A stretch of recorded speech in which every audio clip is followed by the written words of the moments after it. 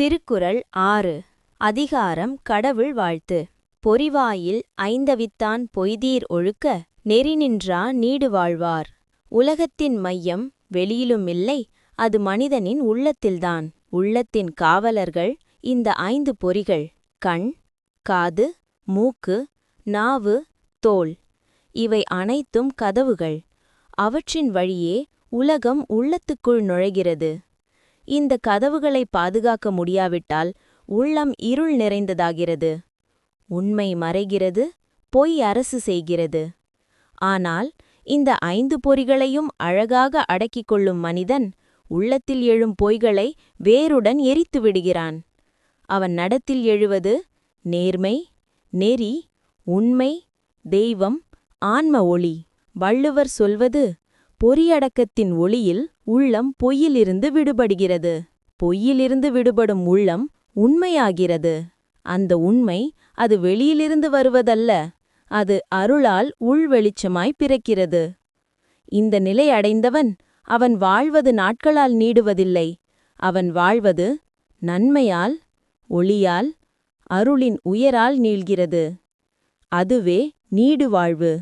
ஆயுட்நீளமல்ல, ஆன்மாவின் உயரம். மகாபாரதம் சாந்தி பர்வம். இந்திரியாணாம் நிக்ரஹஷ தர்மஸ்யாதாரம். பீஷ்மர் சொல்லும் சத்தியம். இயந்திரிய அடக்கமில்லாத மனிதனுக்கு உண்மையான தர்மம் பிறக்காது. ஆன்ம நெறி என்பது வெளிப்பழக்கங்கள் அல்ல, அது உள்ளத்தின் ஒழுங்கு.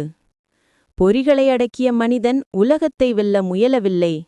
அவன் வெல்லுவது தன்னை. தன்னை வென்றவன் மண்ணையே வென்றவன். பகவத்கீதை 17:16.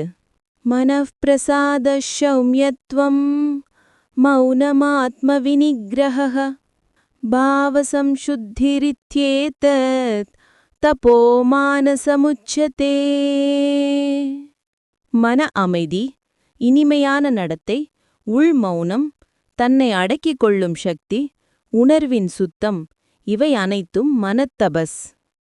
கிருஷ்ணர் இங்கு சொல்வது, உள்ளம் சுத்தமாகும்போது செயல்கள் ஒழுங்காகின்றன. செயல்கள் ஒழுங்காகும்போது உண்மை பிறக்கிறது. உண்மை பிறக்கும்போது அவன் வாழ்க்கை தெய்வீக ஒளி பெறுகிறது. இது வள்ளுவர் கூறும் பொய்தீர் ஒழுக்க நெறி நின்றார் நீடு வாழ்வார் என்பதுடன் முழுவதும் இணைகிறது.